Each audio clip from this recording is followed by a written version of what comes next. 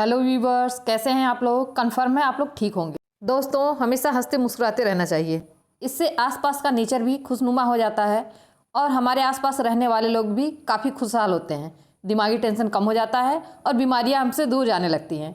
तो चलिए इसी बात पर stand up comedian Haseeb Khan का वीडियो देखते हैं।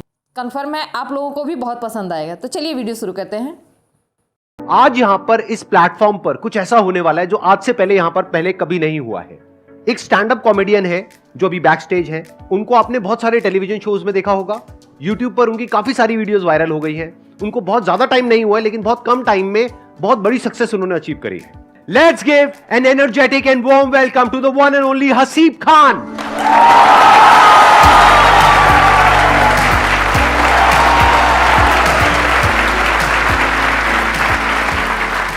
तो आज का दिन हसीब आपका है। यहां पर आप अपना परफॉर्म करिए, जो भी आप करना चाहते हैं। मैं वहां पर ऑडियंस में बैठूंगा। उसके बाद में हम लोग यहां पर बैठेंगे और डिस्कशन करेंगे कि ये जो आप करते हो किस तरीके से करते हो, क्योंकि एक बहुत बड़ी आर्ट है। ये हर एक में नहीं होती है क्वालिटी। अब ये स्टेज आपका है। Let's give a big hand for him.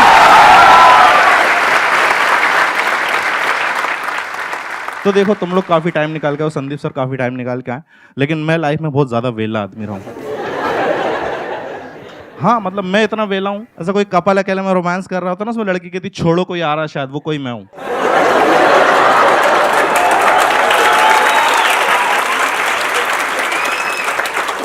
तुमने कहावत सुनी, जंगल में मोर नाचा किसने देखा? कितने लोग मिडिल क्लास फैमिली बैकग्राउंड से? अच्छी बात है, तुम लोगों को पता है that you are from middle class. दिक्कत उनके साथ आती है जिनको नहीं पता होता। हाँ यार, बहुत से लोगों को नहीं, जैसे मेरे को मेरा खानदान समझ में नहीं आ रहा कि ये कौन लोग हैं जो भूखे भी नहीं मर रहे और स्प्लेंडर भी नहीं खरीद पा रहे हैं।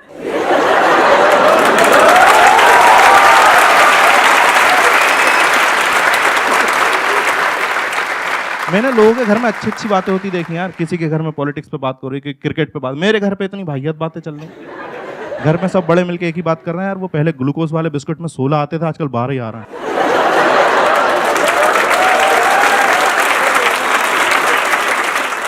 और पता है लॉजिक के, जब 16 बिस्किट आते थे तो उसमें हम 8 लोग थे घर में, उसे 2-2 बांट के खाते थे।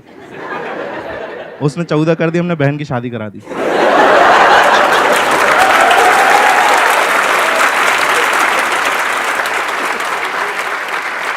तो उसने 12 करे, हमने भाई को दुबई भेजा काम करने। एक दिन अफवाह हो गई कि 10 होने वाले, फिर दादी की दवाइयां छुपाई।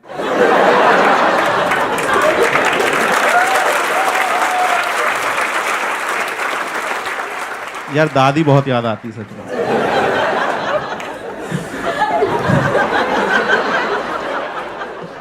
अच्छा देखो, तुम्हारी फैमिली जिस तरह की होती है ना, मैं देखा रिश्तेदार भी उसी तरीके के होते हैं। हाँ, वो उनके कैरेक्टर। मेरा एक रिश्तेदार ऐसा, वो कभी फोन नहीं करेगा। उसका फोन तभी आता है जब उसे किसी की मौत की खबर देनी होती है। उसको इसी चीज में मजा आ रहा है यार। उससे पहले कोई खबर दे जाओ उसे बुरा लग जाता। और इतनी जानकारी इकट्ठी करके फोन कर रहा है, सामने वाला रो रहा है, कह दो कि झूठे कराए नहीं, लाश सामने पड़ी। इसकी कोई टाइम ही नहीं यार। दिन रात को 3 बजे कॉल कर दिया, उठाने से मैं डर गया। मैंने अपने घर के गिने, मेरा भाई नहीं था, मैं चिल्लाने लगा यार। वो बाथरूम से बिना धोए भाग के आया।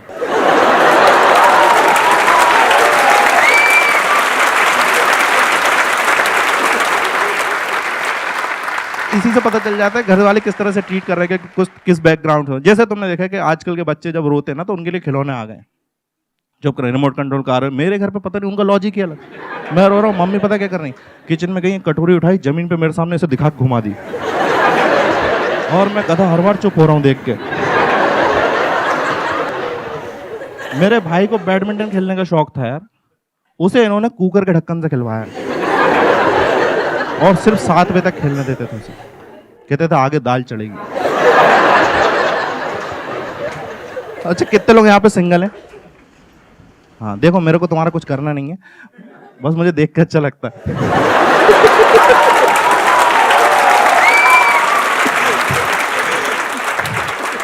क्या मैं कुछ लोगों से तो आगे हूँ। वैसे ऐसा नहीं, अगर तुम लोग सिंगल, मैं तुम्हें थोड़ा सा मोटिवेट करना चाहूंगा। Have a close look at my face. और 2014 में मेरी भी बंदी थी।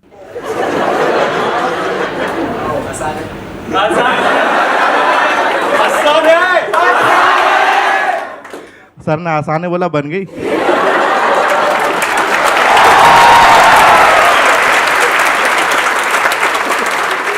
वो तब बनी थी। और पता है कि वो बनती ना, और कई बार क्या होता है जब आप मार्केट में निकलता है ना एज ए कपल, तो कुछ कपल लोगों को राशि नहीं आते। मेरा दोस्त है, वो अपनी बंदी के साथ ऐसे, उसका वेट है 120 kg, उसने बंदी बना रखी 35 kg की,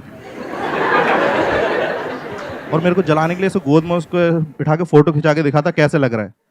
मैंने कहा e⁻x लग रहे हो।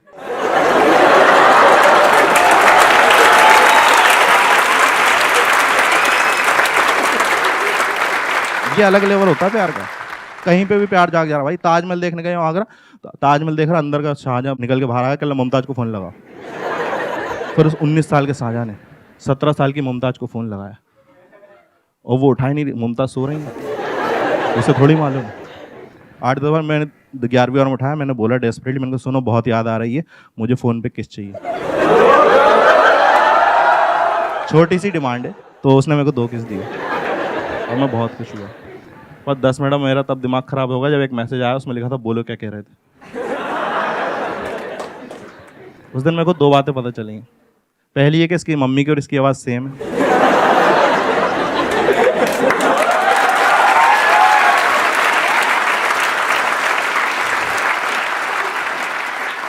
और दूसरी है कि इनका खानदान कुछ ठीक नहीं है।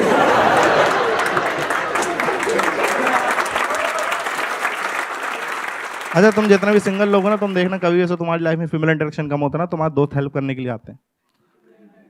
मतलब उनका कोई ऐसा तुम्हारी गर्लफ्रेंड नहीं बनाना चाहते, बस ऐसी दिखाते हैं मदद कर रहे हैं तुम्हारी, और अजीब अजीब सलाह देंगे। खास तौर पे अगर तुम बिलो एवरेज शक्ल के हो, तो तुम्हें सच बताना सलाह जरूर मिलेगी कि लड़कियां ना शक्ल नहीं दिल देखती हैं। और फिर तुम्हें 2-3 महीने अच्छा भी लगता है कि सही बात है, लड़कियां दिल देखती होंगी। फिर समझ में आता है दिल दिखता है किसका है।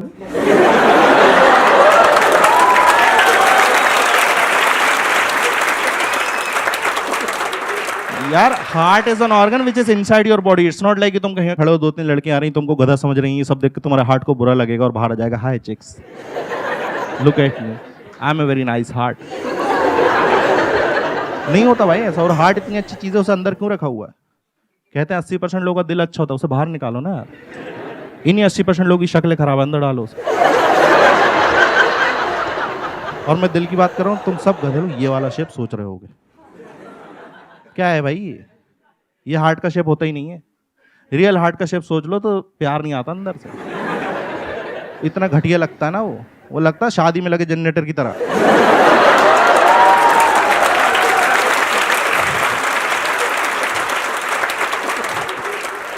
और देखो, उसके बाद ना एक सलाह और मिलती है तुमको खास तौर पे कि एक काम करो, डेटिंग ऐप ज्वाइन कर लो।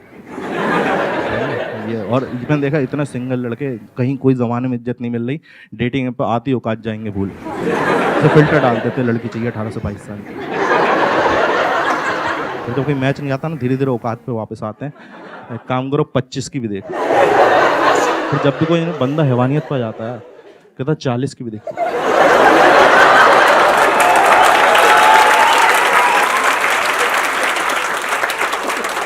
और मेरे इतने नखरी नहीं भाई, मैं डेटिंग पे सीधा से लिखता हूँ लड़की चाहिए वो भी जिंदा।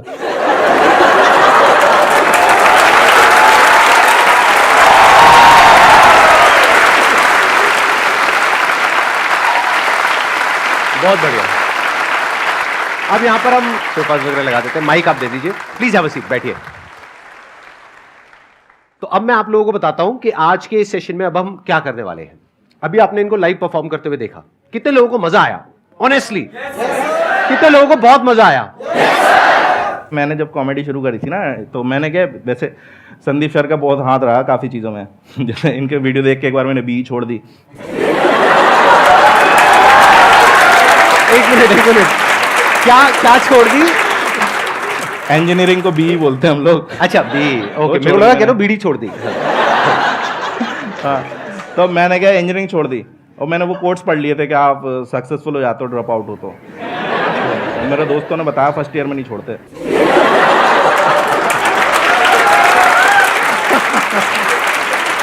अच्छा, आप कॉलेज ड्रॉप आउट हो? हाँ, मैं दो कॉलेज से निकला हूँ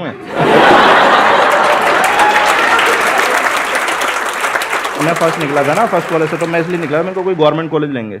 अब पता चला कि मिल तो गया लेकिन अब समझ में नहीं आ रहा, वहाँ कुछ निकल ही नहीं रहा, कुछ समझ में नहीं आ रहा, तो थर्ड ईयर में वहाँ से भी छोड़ दी।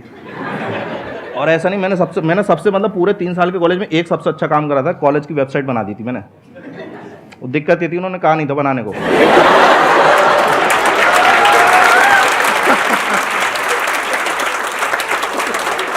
वो बदतमीजी को कराए कह रहे ये क्या तरीका है, डायरेक्टर की फोटो की जगह तुम्हारी फोटो क्यों है? ये क्या डायरेक्टर मैसेज में वाहियात बातें लिखी हुई है कि don't study too hard, just fall for rich girls and money will come from their father's bank account.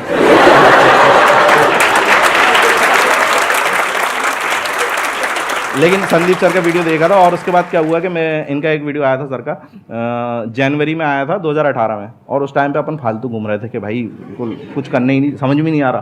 तो सर ने उसमें ये बात कही थी कि आप ना उसे उलझे हुए रहते हो लाइफ में, तो आप ऐसे 5-6 दिन का ब्रेक लो और कहीं पे वो पहाड़ों पे चले जाओ या कहीं टेरेस पे चले जाओ या कहीं पे ऐसा सोचो तो कि और वहाँ से क्या होता है। फिर उन्होंने कहा था कि आप देखते हो ना तो बाकी की दुनिया बहुत छोटी लगती है, आपकी प्रॉब्लम फिर ऐसा लगता है इतनी बड़ी भी नहीं है प्रॉब्लम मेरी।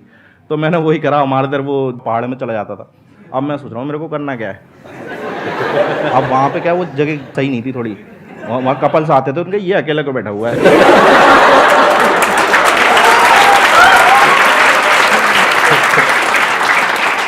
और मैं अपना सोच रहा हूँ मुझे करना क्या है।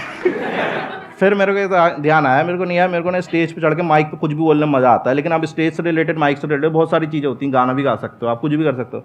फिर मेरे को ये लगा नहीं वो फील भी चाहिए कि मैं कोई बात करता हूँ ना, कोई हंसता है तो मज़ा आता है कि नहीं मैंने हंसाया इस बंदे को।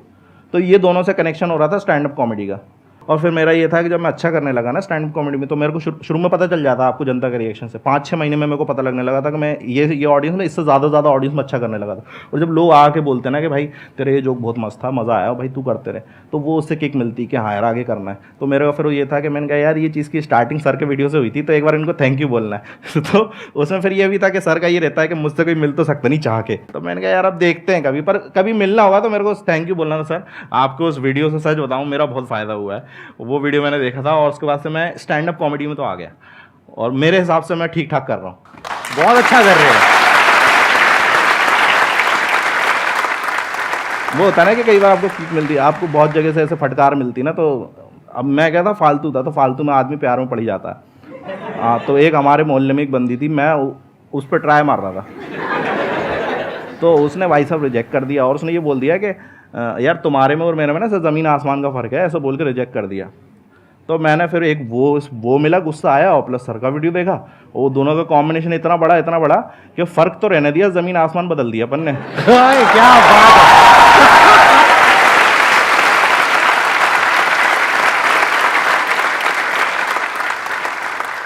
सर मेरा क्वेश्चन ये है कि स्टेप्स क्या हैं स्टैंड अप कॉमेडियन बनने के? ये आपने ना अपना ही कंपटीशन बढ़ा दिया है। हाँ, अब ये सारे स्टैंड अप कॉमेडियन बनने वाले हैं यहाँ पे। जितने मार्केट में खराब स्टैंड अप कॉमेडियन आएंगे ना, उतनी हमारी वैल्यू बढ़ती है।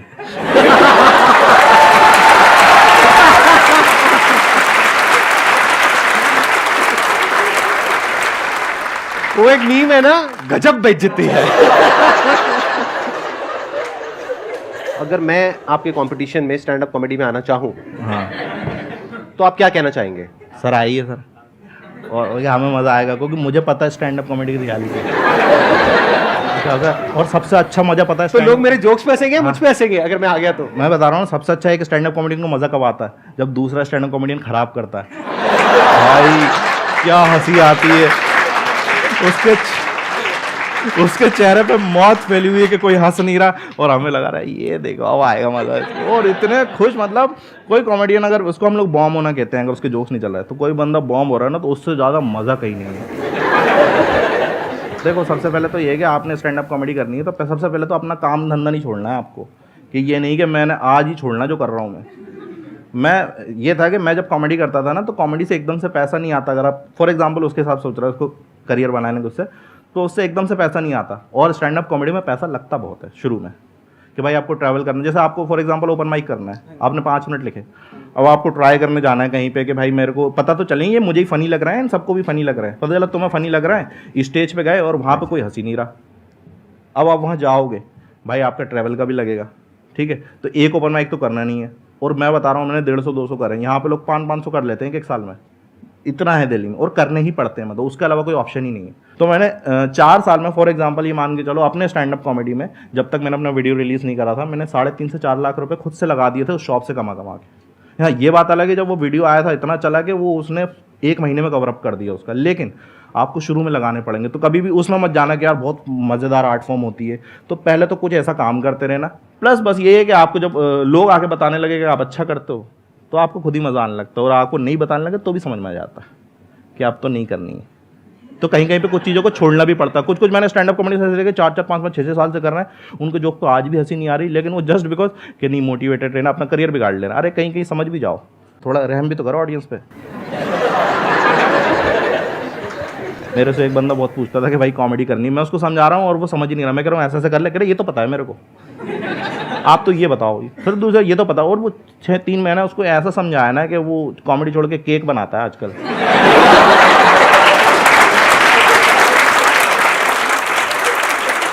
लेकिन अब ये देखो कि उसका फायदा, वो केक बहुत अच्छे बनाता है।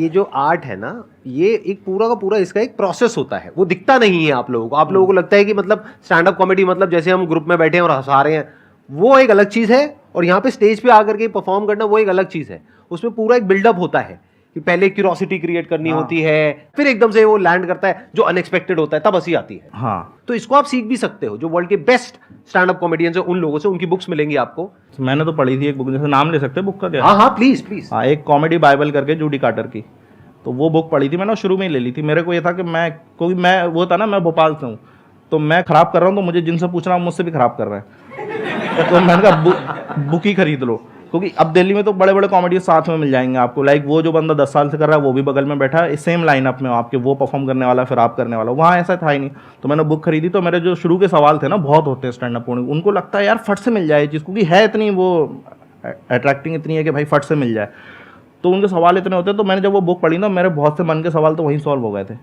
और एक टाइम के बाद बुक छोड़नी भी पड़ती है कि नहीं, बुक जैसे संदीप सर बोलते हैं ना, मेरे वीडियो देखो और एक टाइम के बाद छोड़ भी दो। तो सेम चीज़ बुक के साथ भी, ये नहीं आप बुक में लग गए तो फिर आपने सीखने के बाद आप कुछ एडिक्ट ही हो गया, पता चला वो जूडी कार्टर ही बन गए पूरे के पूरे। राइट। तो वो नहीं करना, अपना भी तो लाना है। तो एक टाइम के बाद मैंने वो बुक पढ़ना भी छोड़ दी। मैंने फिर वो जो जिसको बताया था मैंने केक बनाना सिखाया था, उसको बेच दी वो। ये ऑन द स्पॉट बनाया ना आपने जोक? हाँ, नहीं ये रियलिटी भी है। अरे कहाँ।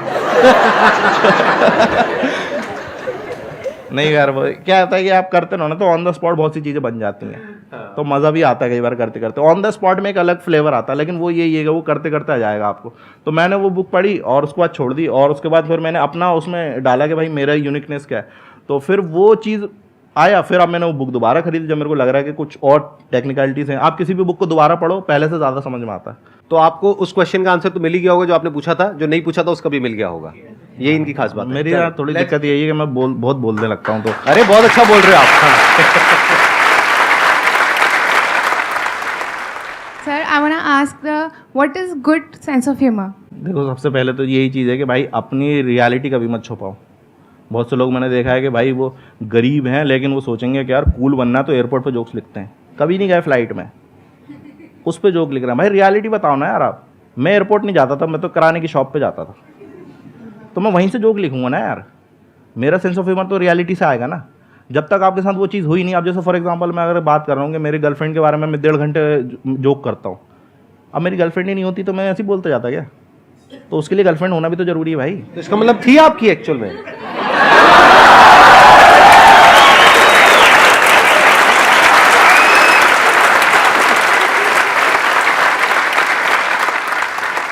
कहाँ थे अपन? हाँ, तो वो वही, हाँ। तो जो उसके साथ हरकत हुई ना, अब उसके साथ जैसे घूम रहा बंदी के साथ ऐसे ही होता है। आप घूमने जा रहे हो तो अजीब अजीब हरकत। अब क्योंकि मेरे साथ वही है, मेरे जब भी मैं इतना डिमोटिवेट हो जाता था, मेरे को पता था, मेरे को ऐसा लगने लगा था एक टाइम के बाद कि प्रपोज का मतलब ना ही होता है। और मैं तैयार रहता था उसके लिए कि ना होगी तो क्या करना है। संदीप महेश्वरी के वीडियो देखने हैं।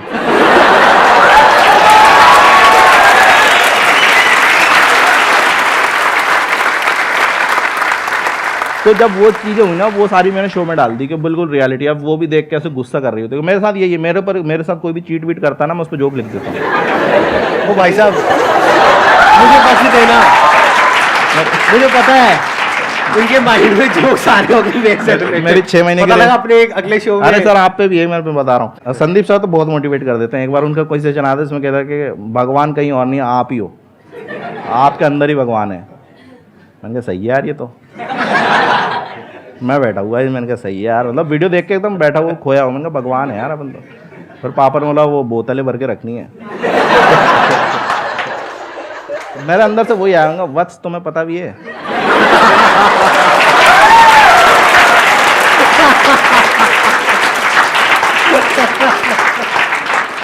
कि तुम किससे बातें कर रहे हो। उस दिन मुझे पता चला जो बड़ा वाला लठ होता है ना, वो एड़ी पे बहुत जोर का लगता है।